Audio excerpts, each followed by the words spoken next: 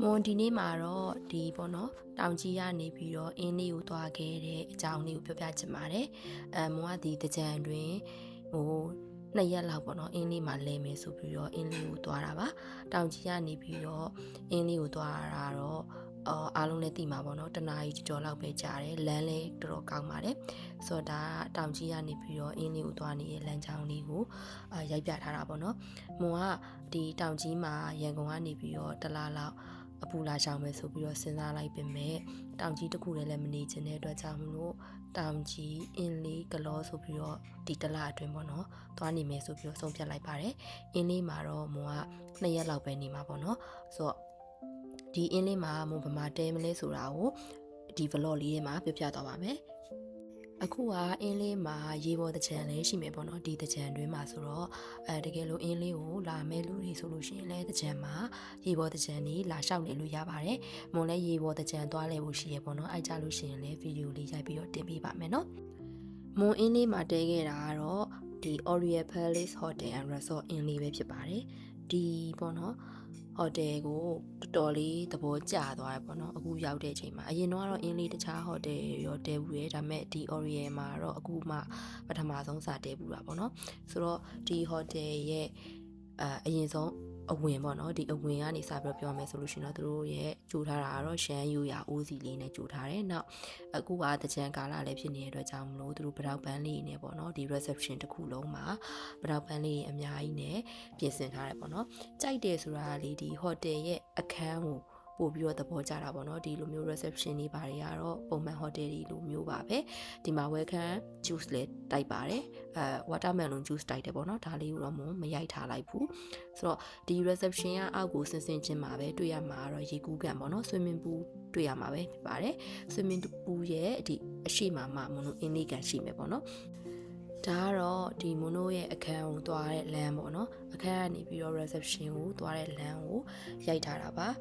ါဒီမှာကတော့တော်တော်များများကတော့ဒီလိုတရားလေးတွေနဲ့ပဲပေါ့နော် hotel တွေ resort တွေတော်တော်များများတော့ဒီလိုတရားလေးတွေပဲထိုးထားတယ်ပေါ့နော်တခုရှိတာဒီ resort ကကြတော့လေနေရာကျယ်တယ်လို့ပြောလို့ရတယ်နေရာလည်းတော်တော်ကျယ်တယ်နောက်အပင်လေးတွေလည်းများတယ်ပေါ့နော်ဒီမှာသဘောကျဆုံးကတော့ပိန်းနေပင်ဖြစ်ပါတယ်ပိန်းနေပင်ကအရန်ကိုဘယ်လိုပြောရမလဲအရန်အတီးတီးပြီးတော့ပေါ့နော်ပိန်းနေသီးတွေကလေအောက်မှာနေလို့တွဲပြီးတော့ကြာနေတာပေါ့နော်တော်တော်လေးသဘောကျတယ်ပေါ့နော်နောက်ဒီဟာတကြံကာလဖြစ်တဲ့အတွက်ကြောင့်မလို့တကြံမန်းတက်လည်းသူတို့စောက်ထားတယ်ပေါ့နော်မနေ့ပြန်ဆိုလို့ရှိရင်တော့ရေစပတ်မယ်ပေါ့နော်ဆိုတော့ဒီဟာကတော့မုံတို့ကညနေဆောင်လောက်ထွက်ထားတာဆိုတော့ညနေဆောင်ဆန်းဆက်တော့မရောက်သေးဘူးပေါ့နော်နေရတော့နည်းနည်းလေးတော့လင်းနေတော့မယ်swimming pool ထဲမှာတော့ကလေးလေးတွေပေါ့နော်ရေကူးနေကြတယ် swimming pool ကတော့6 ပေလောက်ထိနှက်တယ်ပေါ့နော်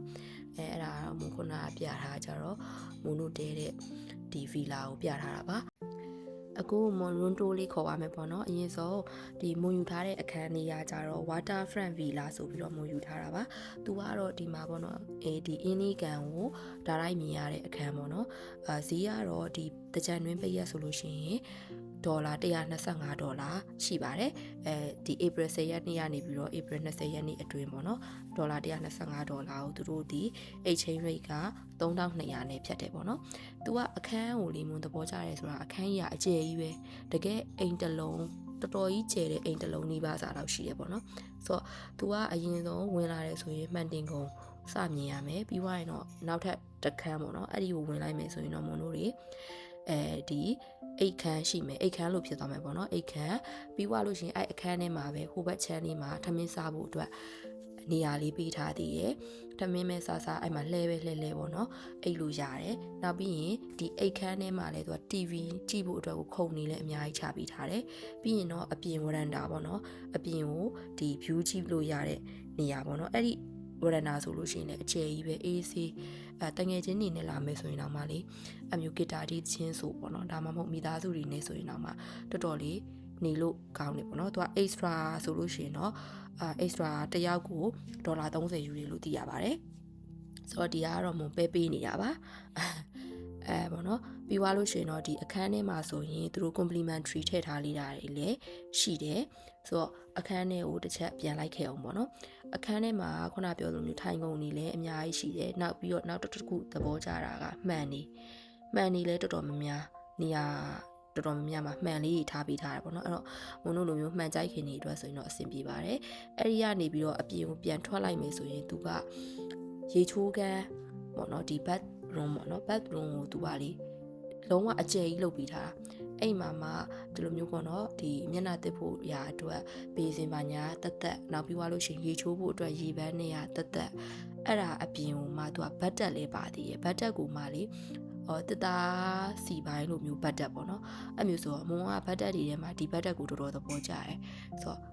ကိုနဲ့အရန်ပေါ့နော်အဆင်ပြေကြိုက်တယ်ပေါ့နော်အဲ့လိုအေးဆေးလေးရေးစိမ်ပြီးတော့နေရတယ်ဆိုပြီးအဲ့ဒါ relax ဖြစ်တယ်ပေါ့နော်နောက်ပြီးရင် toilet ကလည်းတက်တက်တခန်း toilet လေးကလည်းတော်တော်လေး